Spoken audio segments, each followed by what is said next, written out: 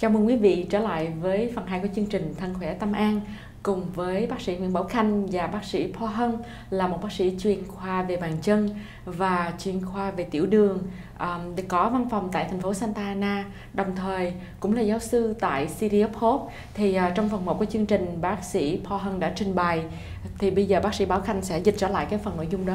Dạ, và cảm ơn Ngọc Khanh. Thưa quý vị, để mình sẽ dịch qua cái gì bác sĩ Po Hân đã vừa nói. Mà trước khi dịch, muốn hỏi bác sĩ Po Hân một câu hỏi nữa. Dr. Han, I want to clarify one thing before I translate to our audience. Okay. The plantar fascia, is that the membrane that covers the muscles at the bottom of the feet, or how would I describe that?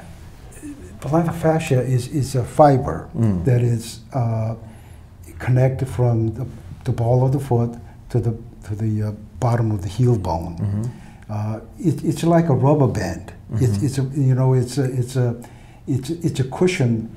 Absorption of cushion when you walk, when you run.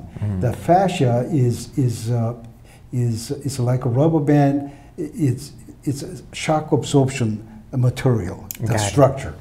Sure. So it's not the ligament, but it's a fiber. So it's like a fibrous structure that attached from the bottom of the heel bone to the ball of the foot. Got it. Yeah. And does it attach to the muscle too, or no? No, it's not muscle. It's not attached to the muscle. It's on top of it. Yeah. Sure. Rồi, thưa quý vị, thì bây giờ mình vừa nói chuyện bác sĩ Po Hân là về đau cái bàn chân đó và cái heel, và khi mình trở lại vấn đề là mình hỏi là khi cái gai ở cái gót bàn chân khi chụp ảnh ra đó thì gọi là cái heel spur, thì nó là cái nguyên nhân của cái đau và mình chữa như thế nào. Thì bác sĩ Po Hân nói là thật sự ra là trong cái thời điểm bác sĩ Po Hân đi làm đã làm trên 5.000 cái giải phẫu, mà trong cái 5.000 đó thì chỉ có khoảng 4 đến 5 cái là giải phẫu liên quan tới cái gai này thôi. Thì bác sĩ Hân khám phá đó là khi giải phẫu cái gai này nó cũng không có giúp gì nhiều, cho nên nó là sự thật ra cái vấn đề đau cái bàn chân này đó nó không liên quan tới cái gai. Mặc dù mình thấy cái gai, hóa ra nó không phải là cái gai, mà nó là một cái lớp màng nó chạy từ cái gót bàn chân tới cái đầu chân của mình, như là một cái lớp cao su, rubber band, ông nói như là cái dây thun đó. Đó, thì cái đó là nó bị sưng và nó bị căng ra, thì cái đó là cái nguyên nhân bị cái đau, chứ không phải là cái gai ở cái bàn chân theo cái quan niệm của bác sĩ Po Hân. So I explained that the problem is actually not the spur, but it's actually ligaments, the fibrous tissues. Right. Inflammation. Yes. Thì bác sĩ Po Hân nói là cái đó là nó bị viêm hay nó bị sưng cái lớp tế bào đó, cho nên là thường khi được chữa đó là nếu mà uống những cái thuốc NSAID bác sĩ Hân vừa nói như là Advil hoặc là Naproxen thì nó đỡ đau, nó là thuốc kháng viêm. Còn tệ lắm cũng hiếm cần phải xài tới là khi chích thuốc thẳng vô cái chỗ bàn chân đó. Còn cái giải phẫu là không phải cái phương pháp để mà chữa cái này. So Dr. Han, so I was wondering, does this fibrous band as you get older, does it get thinner and thinner, or is it more prevalent in older people? How would you say this? Or? Well, the plantar fascia will not get any smaller or get weaker. But what happens as we get older, we lose our fat. There's a fat pad at the bottom of the foot that we are walking on. And it gets less and less. We call it the atrophy of the plantar fat. That causes a lot of pain too as we get older. I see. So besides the NSAIDs and what else can you do to relieve the pain from the fascia? You know what I usually use is the non-steroidal anti-inflammatory. Yes. Or sometimes I use most effective way is the cortisone injection. So as we call it plantar fasciitis, that's the inflamed plantar fascia. It's not the spur. So we have to concentrate on anti-inflammatory rather than the spur. Spur can be, it can be totally non-symptomatic. The symptom is plantar fascia. So cortisone injection, non-steroidal anti-inflammatory medication like Advil, Motrin, and probably the most important thing is the stretching that fascia. So how do you stretch? With like a can or a warm bottle? What I tell the patient is just stand on the steps, the staircase, step on it, like you know, you step on the staircase, let's say 5 minutes, to hold it like 5 minutes in the morning and 5 minutes in the evening. That's, if you do that for a week or two, you can get rid of pain. Sure. Quite a bit of pain. I would definitely tell our audience that. But what about the rolling of the can? Is that ancient? I'm not really familiar with that. Okay.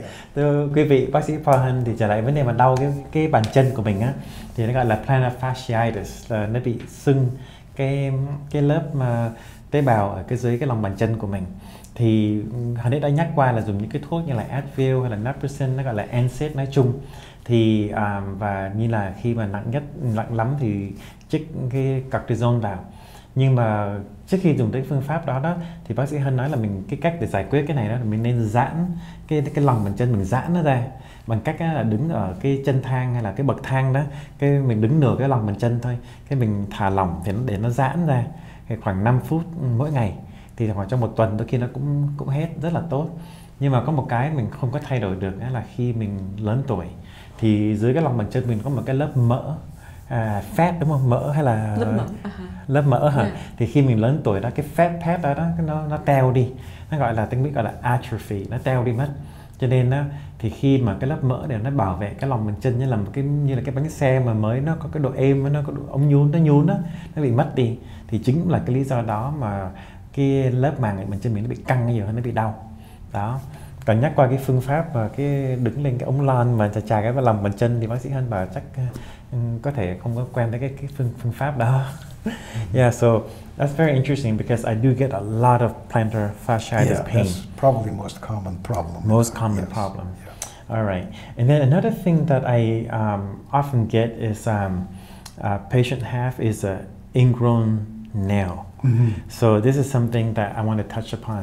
Thưa quý vị, mình cũng muốn hỏi bác sĩ Hân á, tại vì phong mạch cũng thường xuyên là có một số bệnh nhân bị cái móng chân á, nhất là cái móng cái đó, nó mọc nó khoằm vào, đúng không ạ? Nó khoằm, nó ngoáy vào, cái đôi khi là nó ra mủ đầu lắm. Cái móng nó cắm vào. Nó cắm vào và nó ra mủ, hoặc nó khi nó chảy máu, nó sưng lên, nó thấy ghê lắm.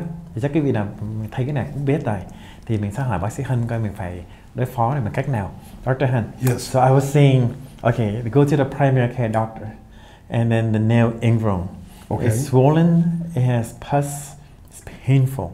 Right. So to get an appointment with the podiatrist may take time. So a primary care doctor, what should we do first before they get to you? Well, the first thing you do is you tell the patient not to irritate the skin, irritate the toenails. The most common reason why people get infected ingrown toenail is it's a self-inflicted ingrown toenail. Self-inflicted? Right, because they cut it too short, they try to cut the corners, and then eventually what happens is that around that nail gets inflamed, and then the nail will grow into the skin, so we go over the ingrown toenail, right? So what I do is usually it's very common in teenagers.